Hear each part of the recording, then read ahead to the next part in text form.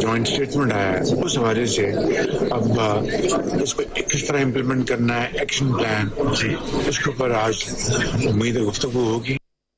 बिस्मिल्लाहिर्रहमानिर्रहीम। लाखों करोड़ों दरूद नबी अकरम सल्लल्लाहु अलैहि वसल्लम पर और उनकी आल पर। अभी 2-3 घंटे बाद व्हाइट हाउस के अंदर एक मुलाकात है जिसमें हमारे प्राइम मिनिस्टर होंगे, साथ फील्ड मार्शल होंगे और ये मुलाकात होगी डोनाल्ड ट्रंप साहब के साथ। व्हाइट हाउस ने उसका स्केड्यूल जारी कर दिया है और बड़ी ही इंपॉर्टेंट मीटिंग है। पूरा पाकिस्तान इस मीटिंग की तरफ देख रहा है और बहुत सारे इस्लामी मुल्क हैं वो भी नजरें जमा के बैठे हुए इस मीटिंग पे। इस मीटिंग के अंदर से क्या निकल सकता है, ये इंपॉर्टेंट क्यों है, इसमें कहीं मसला फ़लस्तीन डिस्कस होगा या नहीं होगा, पाकिस्तान की इकॉनमी इसके अंदर डिस्कस की जाएगी या नहीं की जाएगी, और जो पाकिस्तान के ऊपर दहशतगर्दी इम्पोज की जा रही है अफगानिस्तान की तरफ से, वो ज़ाहिर है यहाँ पे बात उसके ऊपर होगी या नहीं होगी, कामयाब होगी नाकाम होगी, ये मुलाकात पिछली मुलाकात से कितनी बेहतर है, ये सारे सवाल आज के शो का हिस्सा होंगे क्योंकि ये मुलाकात बड़ी अहम है। हमारे साथ तशरीफ़ रखते हैं air marshal retire Arshad Malik साहब, दफाई तजियाकार हैं। इनके साथ डॉक्टर कमर चीमा साहब हैं, बैनुल-अक़वामी माहिर हैं, बैनुल-अक़वामी अमूर के माहिर हैं और बड़ी शानदार गुफ्तगू करते हैं। और शमशाद अहमद खान साहब हमारे साथ इस वक्त मौजूद है, साबिक़ सेक्रेटरी खारजा हैं और बहुत अरसा क्योंकि अमेरिका के अंदर, न्यूयॉर्क के अंदर ये काम कर चुके हैं। ये बड़ी अच्छी तरह अंडरस्टैंड करते हैं कि अमेरिकन की फ़िलासफ़ी क्या है, थ्योरी क्या है, वो करना क्या चाहते हैं, पाकिस्तान इस वक्त कहाँ पर स्टैंड करता है। और हमारे दोस्त और मुल्क के नामवर सहाफ़ी हमारे इलियास राना साहब इस वक्त न्यूयॉर्क में। अगर आप इजाज़त दें तो मैं राना साहब से पूछूँ। राना साहब ये फरमाइएगा कि अब तक क्या अचीवमेंट है प्राइम मिनिस्टर साहब की और ये मीटिंग कितनी इंपॉर्टेंट है और किस किस्म की स्पेकुलेशन चल रही है न्यूयॉर्क में? देखें, जो बात आपने बताई जाहिर है अहमियत की हामिल तो अपनी जगह मौजूद है। चूंकि प्रोग्राम रिकॉर्ड हो रहा है और 10 बजे लाइव जाएगा, उस वक्त तक वो वाशिंगटन में लैंड कर चुके होंगे। इस वक्त वो JFK से वाशिंगटन की तरफ रवाना है। प्राइम मिनिस्टर, उनकी टीम, आर्मी चीफ वहीं मौजूद है, फील्ड मार्शल पहले से, और ये एम्बेसी में इकट्ठे होंगे और उसके बाद पाकिस्तान टाइम में रात 1:30 बजे ये मुलाकात है। अच्छा, इस मुलाकात को मैं आपके पास भी कह चुका, 1 महीना पहले मैंने 25 सितंबर की डेट दी थी कि ये मुलाकात 25 सितंबर के लिए शेड्यूल्ड है। अनाउंसमेंट इसकी कल शाम को की है व्हाइट हाउस ने, जो 4:30 बजे यहाँ के मुताबिक है, और इस पे बहुत काम हुआ है। और जाहिर है इससे पहले कुछ भी नहीं था। 10 मई से पहले सदर ट्रंप कह रहे थे पाकिस्तान और इंडिया अशरों से लड़ रहे हैं, 150 साल से लड़ रहे हैं, आपस में तय कर लेंगे।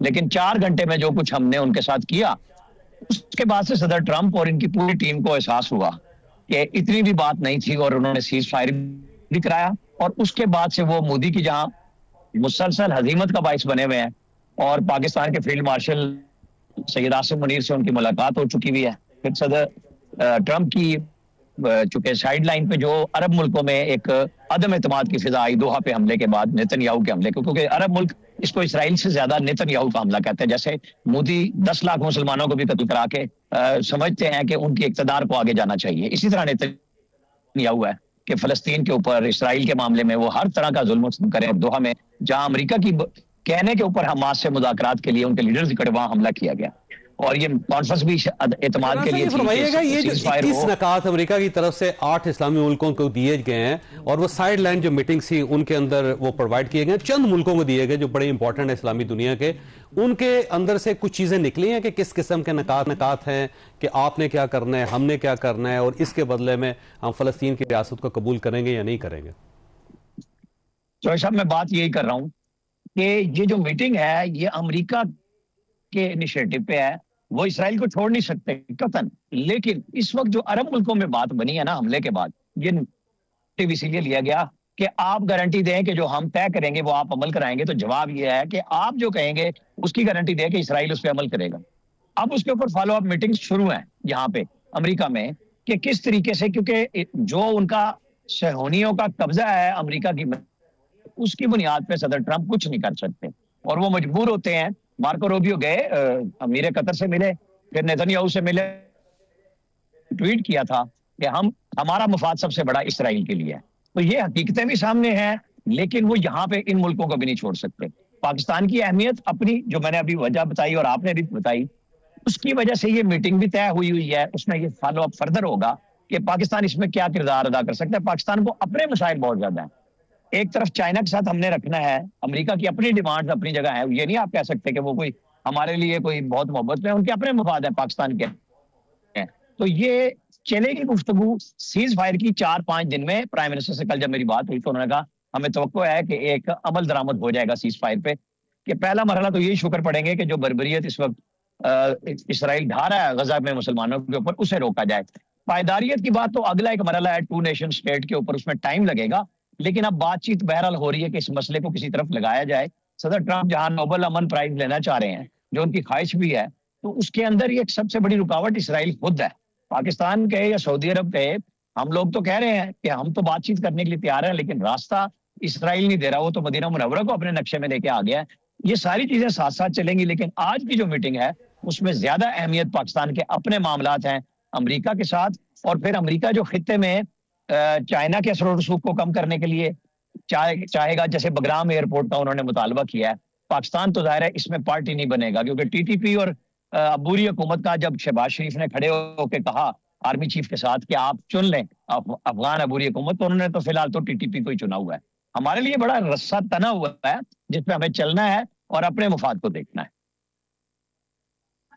राणा साहब, आपका बहुत बहुत शुक्रिया। शमशाद साहब फारूक सर, ये फरमाइएगा, माजी में बहुत मीटिंग्स होती रही हैं, आप कई मीटिंग्स का खुद भी हिस्सा बने हैं, इस मरतबा जो मीटिंग है ये कितनी इंपॉर्टेंट है माजी की जो मीटिंग्स के मुकाबले में, और कुछ आउटकम होता हुआ नजर आता है आपको इसमें से? आपका मतलब है जो हमारे प्राइम मिनिस्टर प्रेसिडेंट ट्रंप से वॉशिंगटन में मिलने जा रहे हैं, उसके बारे में पूछ रहे हैं? उसी के बारे में पूछ रहे हैं शमशाद साहब। अच्छा, तो देखिए, फैसले पाकिस्तान ने नहीं करने, फैसले जो कुछ भी होने हैं वो नेतन्याहू करता है।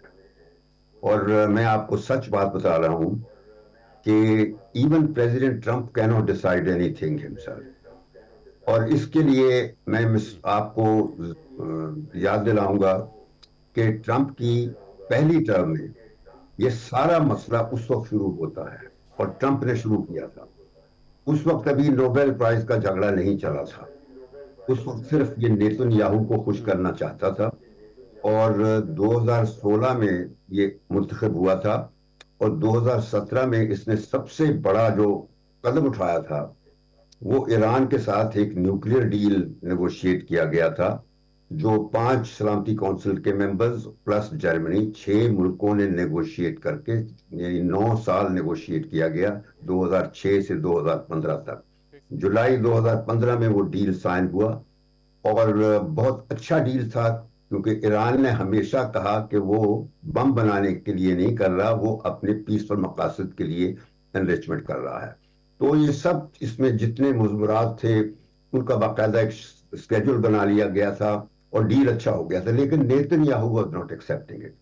तो ट्रंप के आते ही पहला कदम उसने नेतन्याहू को खुश करने के लिए इस डील को, न्यूक्लियर डील को कैंसिल किया। ये पहला कदम था। उसके बाद फिर इसने दूसरा बड़ा कदम उठाया, और वो भी आज तक किसी अमेरिका के सदर को हिम्मत नहीं हुई थी। वो ये कि जेरूसलम, जो कि फलस्तीन का दारुल खिलाफा हमेशा शुमार किया जाता था, उसने उसको इसराइल का दारुल खिलाफा डिक्लेयर करके अमेरिका की एम्बेसी वहां शिफ्ट कर दी। तीसरा कदम इसने फिर अब्राहम अकॉर्ड साइन, और उसके मुताबिक इसने इसराइल की रिकग्निशन करवानी थी अरब मुल्कों से, खलीजी मुल्कों से, और उसमें कामयाबी हुई इसको। इसने खलीजी मुल्कों से रिकग्नाइज करवा लिया, मोरक्को, सूडान, बहरैन वगैरह वगैरह, लेकिन सऊदी अरब ने इनकार कर दिया था। सऊदी अरब ने मजबूरी ये जाहिर की थी कि जब तक बड़े इस्लामी मुल्क नहीं शामिल होते मैं नहीं आ सकता। तो उस वक्त जाहिर है पाकिस्तान नहीं तैयार था, और इंडोनेशिया और मलेशिया बिल्कुल तैयार नहीं थे। तो ये अभी ये बातचीत चल रही थी, तो ट्रंप की पहली टर्म खत्म हो गई, और उसके बाद दूसरी टर्म जिस वक्त शुरू होती है अक्टूबर 2023 में, अभी वो शुरू तो बाद में होती है ना, अभी इस साल 25 को शुरू हुई है, लेकिन वो हमास ने ये सोचकर कि ट्रंप दूसरी टर्म के लिए अगर आया तो इसने सऊदियों से फिर रिकग्नाइज करवा देना है, तो उन्होंने इसराइल पे हमला किया, और बहुत कुर्बानी देकर ये 2 साल लड़ाई लड़कर उन्होंने सऊदियों को रिकग्नाइज नहीं करने दिया। ये सबसे बड़ी कीमत अदा की है फलस्तीनियों ने अपनी जान और माल की, और इसराइल ने इसके बदले में नस्ल कुशी फलस्तीनियों की करता रहा है। तो अब जो सिचुएशन है ट्रंप की, फिर वही बात वहीं आ जाती है कि उसने पहले ईरान पर हमला किया खुद, और नेतन्याहू की पूरी जो पॉलिसी फलस्तीनियों के खिलाफ उसको मुकम्मल सपोर्ट देता रहा। और अब इस सऊदियों से फिर रेकग्नाइज, एक्चुअली ये जब खलीज की रियासतों में आया था उस पर ये सब कमिटमेंट देकर गया था कि तुम लोगों ने इसराइल को रेकग्नाइज करना है। और ना सिर्फ ये बल्कि उन लोगों से ट्रिलियंस ऑफ डॉलर्स वैसे बटोर लिए इसने। कतर से एक तैयारा ले लिया तोहफे का। ये वो कतर का जो अमीर है वो तैयारे बड़े देता है, उसने नवाज शरीफ को भी एक दिया था। नवाज शरीफ जब प्राइम मिनिस्टर था तो उस वक्त तैयारा में दिया था। तो बहरहाल अब ये है कि जो पाकिस्तान और सऊदी अरब का मुआहदा है, मैं ये नहीं कहता कि इसका ये बात मैं कोई खबर की बिना पर बता रहा हूँ, मैं सिर्फ अपनी सोच के मुताबिक बता रहा हूँ, क्योंकि मेरा कोई ताल्लुक ना हुकूमती ज़राए से है ना फॉरेन ऑफिस से है। लेकिन मुझे यकीन है कि ये जो मुआहदा हुआ है सऊदी अरब और पाकिस्तान का, ये भी अब्राहम अकॉर्ड्स का हिस्सा है। अब आप सुनते जाइए।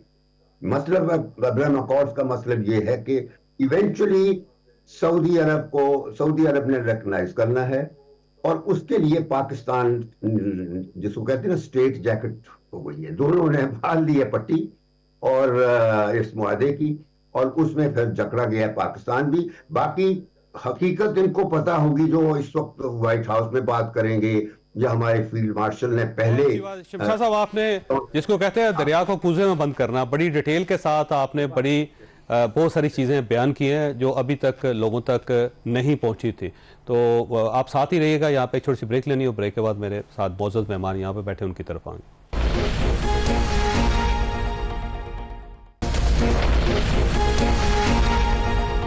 प्रोग्राम में दोबारा खुश आमदीद। कमर चीमा साहब, एक जो इशू है वो कहते हैं कि फ़लस्तीन जो एक दो रियासती हल बताया जा रहा है, वहाँ पे वो ये कहते जाते हैं कि फ़लस्तीन को जब रिकग्नाइज़ किया जाएगा अमेरिका की तरफ से तो बहुत सारी कुर्बानियाँ मुस्लिम वर्ल्ड को देनी पड़ेंगी, इसराइल को तस्लीम करना पड़ेगा, हो सकता है गज़ा आधा इसराइल के हवाले करना पड़ जाए, वेस्ट बैंक जाएगा। तो ये कहीं कुर्बानी की तैयारी तो नहीं चल रही? देखिए, पहली बात है कि तमाम मुस्लिम ममालिक जो बड़े सऊदी अरब और पाकिस्तान है, वो तो टू स्टेट सोल्यूशन के अलावा वो तो कोई रिकग्निशन नहीं होगी। तो अमेरिका अगर करता रहे फ़लस्तीन को रिकग्नाइज तो करता रहे, लेकिन हमारी जो अंडरस्टैंडिंग है वो टू स्टेट सोल्यूशन के ऊपर है। और मैं समझता हूं कि ये जो भी अरब ममालिक और पाकिस्तान और इंडोनेशियन लीडरशिप मिली है ट्रंप साहब से, टर्किश लीडरशिप, एक ही बात थी और वो ये था कि आप कोई रास्ता निकालें। आप इस तरह जो हो रहा है, इस बैनुल-अक़वामी कवानीन की खिलाफ वर्जियां हो रही हैं, और जिस तरह फ़लस्तीन के लोगों के साथ और जिस तरह वो कह रहे हैं मैं वेस्ट बैंक को भी कब्जा कर लूंगा, ये ना होने दें, अदरवाइज सोल्यूशन हम चीजें किसी और डायरेक्शन में जाएंगे। लेकिन सवाल ये पैदा होता है कि अगर कतर पे हमला हुआ है तो जिन्होंने इब्राहिम अकॉर्ड किया था उन्होंने कोई एक्शन नहीं लिया। ठीक है, तो अगर वो गजा के साथ जो मर्जी कर लें, वेस्ट बैंक पे कब्जा कर लें, तो ये इब्राहिम अकॉर्ड वाले क्या करेंगे? कुछ भी नहीं करेंगे। तो खत्म हो गया ना जी। अब इब्राहिम अकॉर्ड तो ऑलमोस्ट खत्म हो गया जब नेतन्याहू ने हमले करने शुरू कर दिए। नहीं, मेरा नहीं ख्याल कि वो भी खत्म हुआ है। मेरा नहीं खत्म हुआ, क्योंकि जो फॉर एग्जांपल जिन ममालिक ने इब्राहिम अकॉर्ड पे इजराइल को रिकग्नाइज किया, उनकी तो कोई स्टेटमेंट नहीं, उन्होंने कोई एम्बेसडर वापस नहीं बुलाया, उन्होंने कुछ नहीं किया। सो लार्जली मुझे लगता है कि होगा कुछ नहीं। ये शायद तमाम ममालिक ने रिक्वेस्ट डाली होगी ट्रंप साहब को मिलने की, और ट्रंप साहब ने कहा होगा कि मेरे लिए इस जो टर्म में शहबाज शरीफ साहब से मिलना जरूरी है, उर्दुगान से मिलना जरूरी है। बाकियों को उन्होंने एक सेशन में बुला लिया होगा, बीच में उन्होंने कतरियों को भी बुला लिया और उनकी कहानी सुन के सबको जो है वो घर भेज दिया। वरना ये घंटे घंटे की मुलाकातें करनी पड़नी थी, आधे आधे घंटे की मुलाकातें, उन्होंने सबको इकट्ठा बुला लिया। सो इट मीन्स के ये एक मुलाकात है, इसमें से कोई लंबी चौड़ी चीजें निकलती नजर नहीं आ रही। देखिए, इजराइल का बिहेवियर जो है ना वो इंपॉर्टेंट है, लेकिन सबसे अहम बात बताता चलूं, ट्रंप साहब परेशान है। ट्रंप साहब परेशान है कि ये जो जिस तरह शमशाद साहब बात कर रहे थे ना, मैं समझता हूं कि ये जो पाकिस्तान और सऊदी अरब का दिफाई मुआहदा, ये एक मैसेज है इजराइल को, और वो मैसेज ये है कि अगर तुम इसी तरह अरब ममालिक के अंदर हमले करते रहे और हमें ऑन बोर्ड ना लिया तो मिडिल ईस्ट की ये सिचुएशन भी बिल्ड हो सकती है जिसमें पाकिस्तान और सऊदी अरब जो है वो मिल सकते हैं। और दूसरी बात, ट्रंप को यह भी प्रॉब्लम है कि अगर इजराइल ने जो इंसानी हकूक की खिलाफ वर्जी गजा में की है, तो बाइडेन इलेक्शन हार गए थे, बाइडेन अनपॉपुलर हो गए थे और ट्रंप अपनी लेगेसी छोड़ना चाहते हैं। उन्होंने क्रिश्चियनिटी के ऊपर फोकस करना शुरू कर दिया, राइट विंग पॉलिटिक्स के ऊपर फोकस करना शुरू कर दिया। चार्ली कर्क का जो शूटिंग हुई उसके बाद उसको इतनी अहमियत दी कि पूरे अमेरिका को वहां पे जो वो हुआ। तो मेरा ख्याल है कि ट्रंप साहब चाहते हैं कि मैं अपने बाद जो लेगेसी छोड़ूंगा, उस लेगेसी जो है वो कहीं जो इजरायली प्राइम मिनिस्टर का जो गजा और वेस्ट बैंक में जुल्म बर्बरियत होनी है कि मेरी सियासत भी ना खत्म हो जाए। खुद तो वो इजरायली लॉबी के खिलाफ या नेतन्याहू के खिलाफ कुछ नहीं कर सकते, सो वो अपनी सियासत बचाने के लिए एक तो इजराइल के ऊपर भी प्रेशर डाल रहे हैं और दूसरा अपने आप को क्रिश्चियनिटी राइट विंग पॉलिटिक्स की तरफ भी लेके जा रहे हैं। सो वो अपनी सर्वाइवल के लिए सारी चीजें कर रहे हैं, बाइबल बेल्ट को बचा रहे हैं बेसिकली सर, वो मैसेजिंग कर रहे हैं। अच्छा मलिक साहब, ये सर फरमाइएगा कि एक तो जो मुआहिदा है उसके बाद पाकिस्तान की पोजीशन बड़ी तगड़ी हुई है और उस तगड़ी पोजीशन के साथ इंडिया को शिकस्त देने के साथ हमारा प्राइम मिनिस्टर और फील्ड मार्शल दोनों ट्रंप से मिल रहे हैं, कोई आउटकम हो सकता है? बिस्मिल्लाह रहमान रहीम। Javed, thank you very much first of all. Qamar भाई के होते हुए, शमशाद साहब के होते हुए मेरा ये फील नहीं बनता इसमें मैं कोई, लेकिन मैं अपने जो मेरा ज़ाती तजिया आपकी इजाज़त से बहन दो बातें। पहला है कि पाकिस्तान का role in a larger context जिसकी हमने बात की कि अरब कंट्रीज़ के साथ मुलाकात में, और दूसरा है हमारा अपना स्पेसिफिक। मेरे ख्याल में हमें सबसे पहले तो अपने स्पेसिफिक एजेंडे की बात करनी चाहिए कि हम क्या चाह रहे हैं और हमें क्या लेना चाहिए और हमें at the point of strength आना चाहिए। हमारे जो रिलेशन रहे अमेरिका के साथ उतार चढ़ाव रहे, कहीं हमें सोयाबीन पे गुजारा करने को कहा गया, कहीं हमें बहरी बेड़े के पीछे लगा दिया गया और हुआ कुछ भी नहीं। मेरे ख्याल में ये वो वक्त है जहाँ पे अगर ट्रंप साहब को हम बिल्कुल आंखों में आंखें डाल के कहें कि हमारे 3 मेजर इशू हैं, टेररिस्ट, कश्मीर और इंडस वाटर, इनके सॉलिड आउटकम हमारे पास निकलने चाहिए। अदरवाइज जो हमने अल्हम्दुलिल्लाह अल्लाह की रहमत से, अल्लाह की ख़ास रहमत से हमने जो साबित कर दिया, हम कुछ भी कर सकते हैं और कुछ भी, जब हमारी सॉवरेनिटी की बात, तो इस पर तो आप बड़े क्लियर रहे। अब इसके लेन देन में जाहिर है वो रेयर उस पर मिनरल्स पे आएगा, टेरिफ पे आएगा, बटग्राम पे आएगा, वो अब आप पॉइंट ऑफ स्ट्रेंथ पे नेगोशिएट करें। तो मेरे ख्याल में इसमें तो आपको कोई किसी किस्म की दो राय नहीं रखनी चाहिए। ठीक है, पाँव पे बोझ डाल के बात, बिल्कुल पाँव पे बोझ, आंखों में आंखें डाल के। आपने देखे किसी वक्त हम जब हमने बेस देने शुरू किए थे लॉन्ग टाइम बैक, उस वक्त हमारी टेक्निकली पोजीशन खराब थी, हम डिपेंडेंट थे असले के लिए, जहाजों के लिए। आज अब आपके पास अल्हम्दुलिल्लाह एक टाइम टेस्टेड फ्रेंड है, आप इंडिपेंडेंट। अब दूसरा पहलू मुख्तसरन मैं बताऊं, जो आप अरब के बात करें, मैं अपने पैनल से मुत्तफिक हूं। बड़ी बायसे शर्म बात है, आप क्या देख रहे हैं, क्या बातें कर रहे हैं?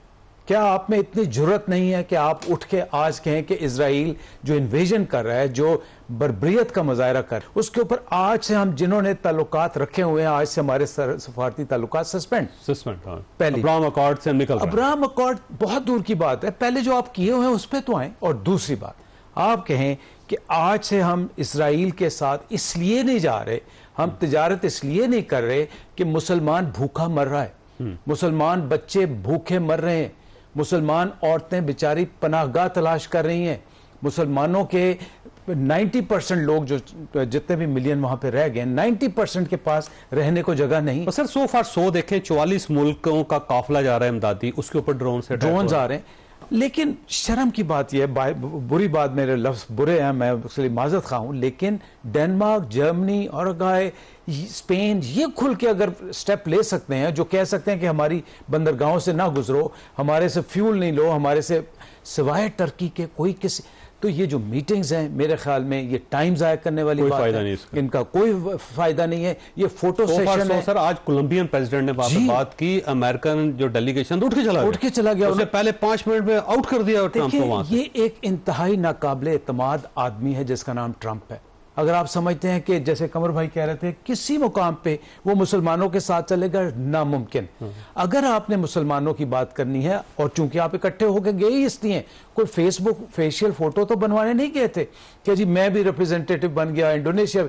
आप 3 बातें करें, इन्वेजन बंद, जंगबंदी बंद, और उनको खाना पीना देना शुरू करें, इसके अलावा आप कोई बात ना करें। 21 नुकात पता नहीं कहां से आ गए 21 नुकात, मुझे तो यकीन करें मैं और आप, हम सब जवाबदेह होंगे कल अल्लाह की अदालत में अगर हम यही करते रहे, 21 नुकातों के पीछे पड़ते रहे। वो है क्या? आपको कोई नुकातों की जरूरत नहीं है, स्ट्रेट फॉरवर्ड सीधी बात अपने मुसलमान भाइयों के लिए खड़े हो जाए। बड़ी बात है। शमशाद साहब ये फरमाइएगा सर, ये जो गजा के अंदर जो मुसलमान हैं इनका कमाल देखें, 2,80,000 लोग मुतासर हुए हैं, उसमें लाख के करीब जो हैं 60-70 हज़ार के करीब शहीद हो गए, बाकी जख्मी हो गए, डिस्प्लेस तो पूरा ही गजा है। लेकिन 2 साल सस्टेन करना इस गुर्बत के बावजूद, वैसे कमाल नहीं कर दिया उन्होंने सर? बिल्कुल कमाल कर दिया, और मैं मुकम्मल इत्तेफाक करता हूँ। पहले कमर चीमा ने भी दुरुस्त बातें की हैं और अब एयर मार्शल साहब ने जो कहा है मुकम्मल इत्तेफाक करता हूँ। हर चीज जो उन्होंने कही है आई एग्री। आपके सवाल के जवाब में मैं सिर्फ इतना कहना चाहता हूँ कि ये सब कुछ ना होता जो कुछ इसराइल ने इन पिछले गुज़श्ता 3 सालों में 2 सालों में किया है, या इससे पहले भी करता आया है, एक ही वजह है और वो है मुसलमानों की कमजोरी। 57 मुल्क हैं मुसलमानों के दुनिया में, 1/4 पॉपुलेशन है वो दुनिया की, और 1/4 ज्योग्राफिक मैस है उनका, और कोई 60% एनर्जी रिसोर्सेज है उनके पास, और कोई 60% ही मटीरियल रिसोर्सेज हैं जो इंडस्ट्रियल प्रोडक्शन के लिए लाजमी होते हैं। इतना कुछ होने के बावजूद, रिच इन एवरीथिंग, मुस्लिम दुनिया is the weak in every respect. उसका अंदाजा इस बात से लगा लीजिए कि दुनिया की जीडीपी का सिर्फ, मुस्लिम दुनिया का सिर्फ 5% बनता है, इन तजारत में भी और इकोनॉमी में भी। तो ये, इससे आप फर्क ये देख लीजिए कि मुस्लिम दुनिया के पास ना हुक्मरानियत है, वसाइल होने के बावजूद सारे वसाइल, जो जितनी दौलत है वो मगरब के पास है, वहां इन्वेस्ट होती है। मुस्लिम दुनिया में कहीं इन्वेस्ट नहीं करते हैं तो थोड़ा बहुत कर्जे शर्जे दे देते हैं हम जैसे मुल्कों को, वो खैरात के तौर पे, लेकिन ये मुस्लिम दुनिया उस काबिल नहीं है कि वो मगरब का मुकाबला करे और ट्रंप जैसे हुक्मरान के सामने डट जाए। आपने अभी देखा जब ट्रंप गया है खलीज की रियासतों में, यानी 3 बड़ी रियासतें, सऊदी अरेबिया, कतर और अमारात, वहां के जो बादशाह थे वो ट्रंप के गुलाम नजर आ रहे थे, और तीनों रियासतों में ट्रंप वॉज द रियल बादशाह। आपने देखा है, वीडियोस में देखा।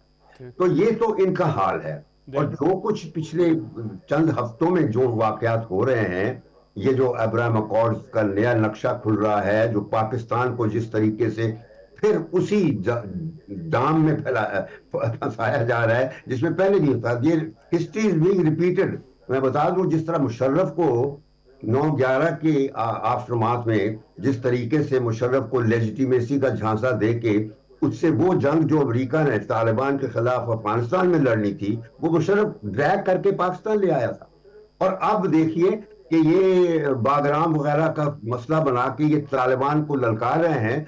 Taliban are not going to give in. मैं बता, वो उसामा बिन लादेन के बारे में मैं बता दूं, मैं 98 में I met Mullah Omar myself, कोई 2.5-3 घंटे की मेरी मीटिंग हुई थी दिसंबर 98 में, और मैं गया था उसके साथ प्लीड करने के लिए। आजाद है आईएसआई हमारे साथ थी, उन्होंने स्पॉन्सर किया था मेरा विजिट, प्राइम मिनिस्टर की ख्वाहिश पर, कि तालिबान को परसुएड करूं कि आप दूसरे जो फैक्शन है अफगान के साथ अमन कर लें, क्योंकि उस वक्त काबुल में वो कर रहे थे और तालिबान लड़ाई लड़ रहे, डायलॉग की जरूरत थी।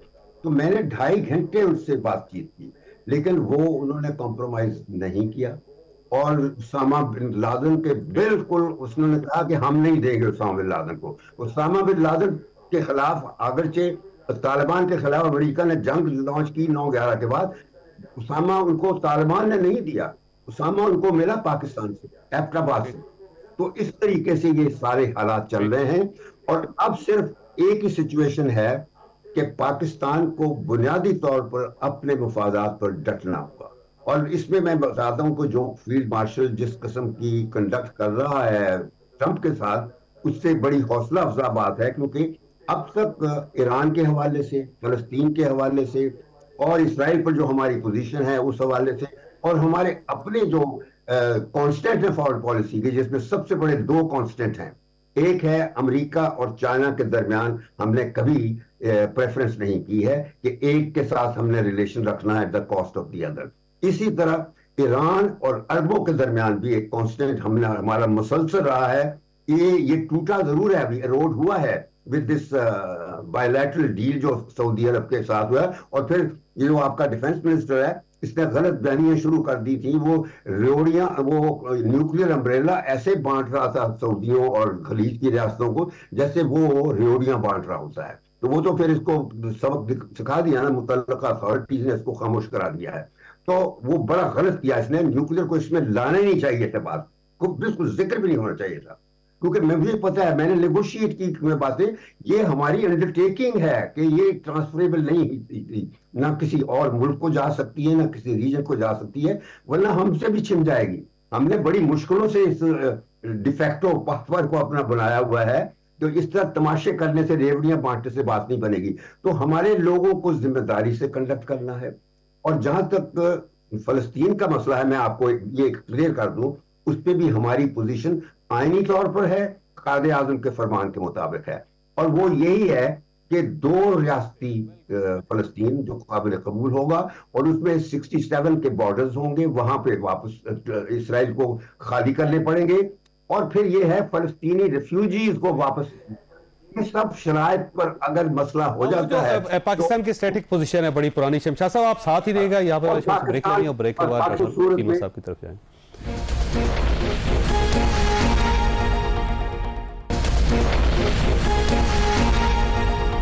प्रोग्राम दोबारा खुश आमदीद। डॉक्टर साहब ये फरमाइएगा, ये सफारतकारी में कह रहे हैं पाकिस्तान ने बड़ा कमाल किया है, इवन इंडियन मानने पे मजबूर हो गए, और नरेंद्र मोदी न्यूयॉर्क नहीं गए जनरल असम्बली से खिताब करने के लिए भी। ऐसा लगता है कि इंडिया को हमने मुकम्मल तौर पे कॉर्नर कर दिया, और वो जो स्पेस निकली थी उस स्पेस को पाकिस्तान ने बड़ा स्मार्टली फिल किया। तो इससे कोई उम्मीद है कि पाकिस्तान अपने सारे मसले हल कर सकेगा, कुछ हल कर सके? देखिए, पहली बात तो ये है कि चौड़ साहब के 20 साल की इंडिया और अमेरिका की पार्टनरशिप थी, जो 2005 से जब India US civil nuclear deal sign हुई, जो कि 2025 तक चली, और अमेरिका ने अब इंडिया के हवाले से पॉलिसी बदली। तो मैं समझता हूँ, एक तो हमारी जो ये मिलिट्री डिप्लोमेसी है, field marshal general Asim Munir ने बड़ा इफेक्टिवली रोल प्ले किया, एक तो वो पार्टनरशिप टूटी है। दूसरा मेरा ख्याल है कि इंडिया जो है वो बड़ा ओवर रिएक्ट कर रहा था, और जिस तरह बांग्लादेश के अंदर डेवलपमेंट्स हुई, इंडिया ऑफ बैलेंस हुआ। फिर आप देखें कि पाकिस्तान के साथ जब उनकी जो उन्होंने ओवर रिएक्ट किया, अटैक किया, फिर वो ऑफ बैलेंस हुआ।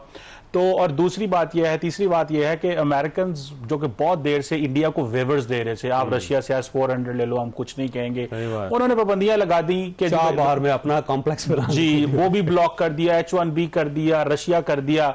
अब सीधी सी बात है कि अब वो कह रहे हैं कि भाई आप लोग जो है वो हमारे साथ बैठ के बात करें, और ये आपको हमने कहा था कम्युनिस्ट चाइना को डील करना है, आप हमारे पार्टनर नहीं है। तो हमें ये एडवांटेज है कि हमें इस वक्त अमेरिका जो है, जो एक सिक्योरिटी रिलेटेड पार्टनरशिप होती थी, उसको वो ट्रांसफॉर्म कर रहा है एक जियो इकोनॉमिक्स में, इकोनॉमिक पार्टनरशिप में।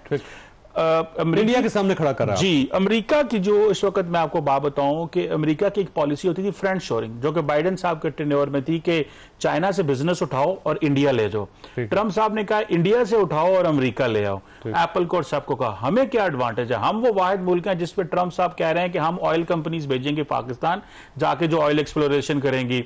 रेयर अर्थ मेटल्स में वो पाकिस्तान में इन्वेस्ट करना चाह रहे हैं। क्रिप्टो के हवाले से यहां पे बात चल रही है। सो मेरा ख्याल है कि ये जो जियो इकोनॉमिक्स की बात है, ये इसकी रिवाइवल हो रही है। और इस पे अमेरिकन हमें जो समझते थे कि यार इन्होंने बहुत हमारे लिए काम किया है, इस सेंस में कि कुर्बानियां दी हैं, दुनिया को अमन यहां पे लेके आए हैं, इस खित्ते में अमन आया, अलकायदा हो, इस्लामिक स्टेट हो, तो हमारी इन कुर्बानियों को जो हम 80-90 हज़ार हमारे फौजी शहीद हुए, हमारे सिविलियन शहीद हुए, फौजी शहीद हुए, प्लस कुछ $600 अरब ज्यादा हमारा नुकसान हुआ है।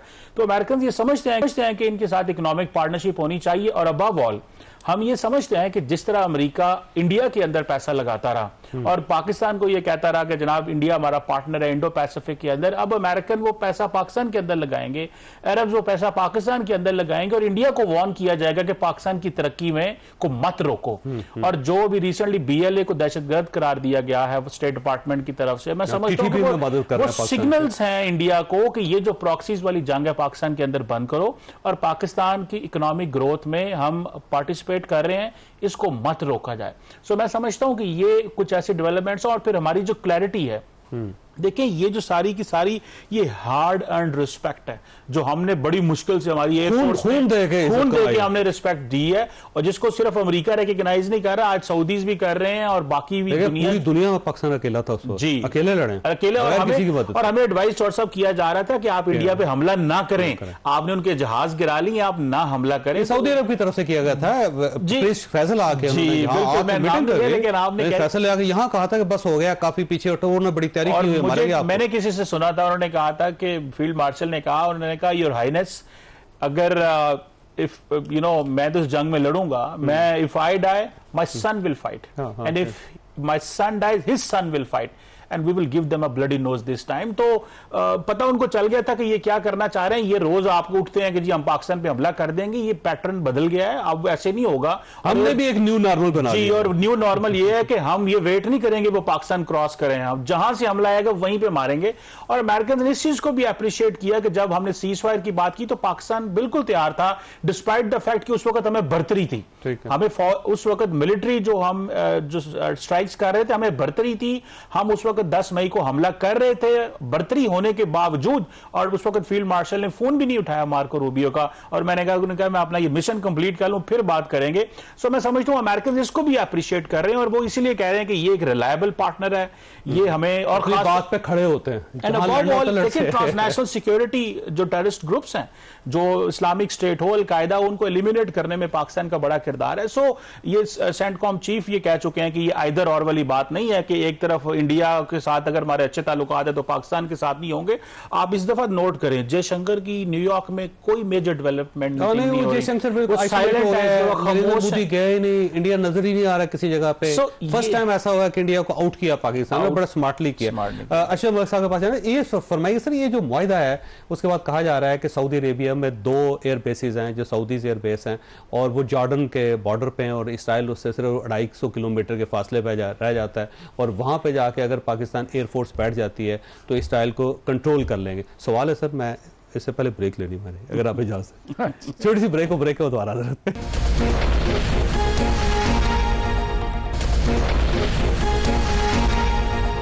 प्रोग्राम में दोबारा खुश आमदीद। एयर मार्शल साहब, यकीनन आप ज़ाहिर है सऊदी अरेबिया गए होंगे, एयरफोर्स का तो बड़ा गहरा ताल्लुक है उनके साथ, हमने पायलट्स उनके ट्रेन किए हुए हैं, इवन प्रिंस खालिद बिन सुलेमान जो इस वज़ीर दिफा हैं वो भी पायलट हैं और F-15 चलाते रहे, और उसको अंदर आप लोगों का बड़ा कंट्रीब्यूशन है। तो अब अगर तबूक में बैठ जाते हैं, अल-जोया में बैठ जाते हैं, बिल्कुल बॉर्डर पे जॉर्डन पे, तो इसराइल तो बिल्कुल करीब है वहाँ से। देखिए, मैं सिर्फ एक बात पहले कहना चाहूँगा कि इंडिया का जो इस वक्त हाल हुआ वो वाकई बिल्कुल सही, और उसमें जैसे कंवर भाई ने कहा उसमें एक और चीज़ ये थी कि मोदी ने अपने पाँव खुद कुल्हाड़ी मारी जब उन्होंने ब्रिक्स में अमेरिका का मुकाबला करना शुरू कर दिया। That was also one of the factor. और जो दूसरा फैक्टर था, पाकिस्तान को जब उन्होंने कहा और हिंदुस्तान को कहा कि अब ये जंग बंद हो जानी चाहिए, जब अमेरिका ने कहा तो हमने कहा ठीक है, लेकिन उसी वक्त उन्होंने अटैक किए, मिसाइल अटैक, तो ये इससे उनकी तीसरी, मोदी ने अपनी एयरफोर्स का बेड़ा गर्क किया हुआ। अब जो आपने बात की जो सऊदीया के अकॉर्ड हुआ है उसमें बिल्कुल सही है कि न्यूक्लियर का फैक्टर बिल्कुल नहीं है और ना ही हमें होना चाहिए, बात भी नहीं करनी चाहिए। देखिए नेटो के अंदर 32 मुल्क हैं, 3 न्यूक्लियर पावर हैं, आज तक उन्होंने न्यूक्लियर बम की बात की। कंडक्ट करें, ये कोई ऐसी बात नहीं है, इसमें हमारी बड़ी बिल्कुल पोजीशन क्लियर है, नॉन प्रोलिफरेशन है, बड़ी सिक्योर कमांड है, नेशनल कमांड अथॉरिटी है, तो इसके ऊपर। अब जो बाकी मामलात हैं, जो एयरफोर्स के ऑपरेशन हैं, देखें एयरफोर्स बनाने वाले अल्हम्दुलिल्लाह हम हैं, उनकी जब एयरफोर्स के जहाज़ों की सिलेक्शन होती थी, एयर डिफेंस रेडार की सिलेक्शन होती थी, अल्हम्दुलिल्लाह हम होते थे।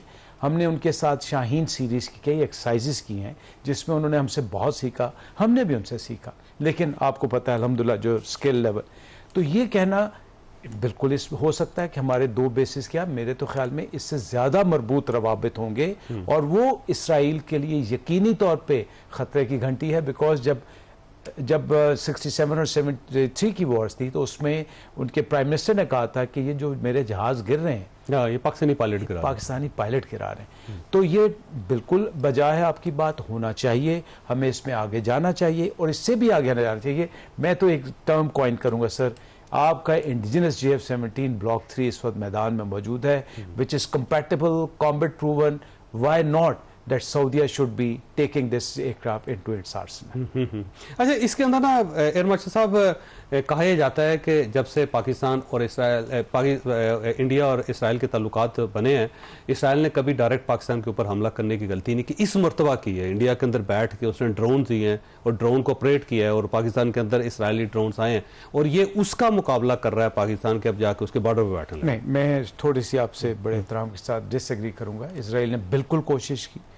2 मौके ऐसे आए जबकि हम भी उस वक्त सर्विस में थे, जब इसराइल ने एक दफ़ा वाया अफगानिस्तान आने की कोशिश की थी और हमारे न्यूक्लियर एसेट्स को अटैक किया था। दूसरी दफ़ा उसने इंडिया में लैंड करके हमारे न्यूक्लियर एसेट्स पे अटैक कर कोहोटा। तो ये तो इसराइल कर चुका। तीसरी बात, हमारा मानना यह है कि जो ड्रोन टेक्नोलॉजी इस वक्त इंडिया में ऑपरेशनल है, उसकी ऑपरेशनल प्लानिंग, उसकी एम्प्लॉयमेंट, उसकी टेक्निकल और जो उनके वैक्स है वो टोटल इजराइल की मदद से बने हैं और बन रहे हैं। तो क्यों नहीं, अगर मेरे मुल्क की सॉवरेनिटी पे किसी मुल्क की खराब नज़र पड़ती है तो मैं जिस हद तक भी मुझे जाना पड़ा मुझे जाना चाहिए। और इसमें आपके ख्याल में अगर अमेरिका भी थोड़ा सा तड़प रहा है तो वो इसलिए तड़प रहा है कि अगर इसराइल ने कभी ऐसी जुर्रत की तो उसको जो जवाब मिलेगा पाकिस्तान जवाब देगा, वो पाकिस्तान से होगा, पाकिस्तान से होगा इंशाल्लाह। शमशाद साहब, ये फरमाइएगा सर, आप पूरी जिंदगी सफारतकारी आपने की है और आप गुरु हैं सफारतकारी के, पूरी यूनिवर्सिटी है सफारतकारी की। ये फरमाइएगा कि ये जो पाकिस्तान को सफारती मौका मिला है इस मरतबा, क्या पाकिस्तान इसको मटेरियलाइज कर पाएगा या फिर माजी की तरह हम फिर हाथ मलते रह जाएंगे? जावेद, इसमें बड़ी एक चीज क्लियर है कि हालिया दिनों में या हालिया हफ्तों में या महीनों में मौजूदा हुकूमत की तन्योर के दौरान जिस किस्म की फॉरेन पॉलिसी चली है वो बिल्कुल हमारे पैरामीटर्स के मुताबिक थी, हमारे मुफाद के मुताबिक थी और इनफैक्ट मैं तो कहूँगा कि आइन के मुताबिक, क्योंकि आइन में आर्टिकल 40 जो है वो साफ कहता है कि पाकिस्तान की टोटल सॉलिडारिटी है विद द मुस्लिम वर्ल्ड। तो उसमें फ़लस्तीन का भी जिक्र आ जाता है। तो हम फ़लस्तीन के हवाले से, इसराइल के हवाले से, ईरान के हवाले से जो पॉलिसी रही है मौजूदा हुकूमत की वो बिल्कुल ठीक रही है। लेकिन मैं एक सफारतकार के तौर पर और जो मैंने गुज़श्ता 40 सालों में देखा है उसकी बिना पर एक बात बड़े क्लियरली कहना चाहूँगा कि हमारे मुल्क का खारजा पॉलिसी का मसला कोई नहीं है। We can easily handle it. बदकिस्मती ये है कि हमने अपनी जियोपॉलिटिकल लोकेशन को एक अपने लिए लायबिलिटी बना के रखा हुआ है बजाय उसको एसेट बनाने के। यानी मकसद मेरा कहने का ये है कि हमारे सारे मसले, सब के सब मसले अंदरूनी हैं, डोमेस्टिक मसाइल हैं जिनकी वजह से हम अच्छे फैसले, यानी हमारी अगर नाकामियां या प्रॉब्लम्स या कॉम्प्लिकेशंस बैरूनी फ्रंट पर हो रही हैं वो एक्सटेंशन है हमारी अंदरूनी नाकामियों की वजह से। और मौजूदा सिचुएशन जो है, अच्छा है कि आप फॉरेन फ्रंट पर ठीक कर रहे हैं, लेकिन अगर आपका if you put your house in order, इस वक्त जरूरी है जो सिचुएशन है, जिस तरीके से आपने हुकूमत 47 फाउंड की बनाई हुई है या जिस तरह से अदलिया को मजाक बना दिया हुआ है, हर चीज मजाक बनी हुई है। दुनिया में आप मजाक हैं असूली तौर पर, तो आपकी इज्जत बहुत गुना ज्यादा होगी अगर आप अंदर से अपना घर ठीक कर लें। बस मैं इतना कहना चाहूंगा कि मैं आपसे 100% इत्तेफाक करता हूं कि जब तक घर के अंदर अमन नहीं होगा, बाहर कितना ही ज्यादा अमन कायम हो जाए, घर को कोई फायदा नहीं होता। अल्लाह ताला आप और आपके अहले खाना को हर किसी मुसीबत से महफूज रखे। अल्लाह हाफिज। पाकिस्तान जिंदाबाद।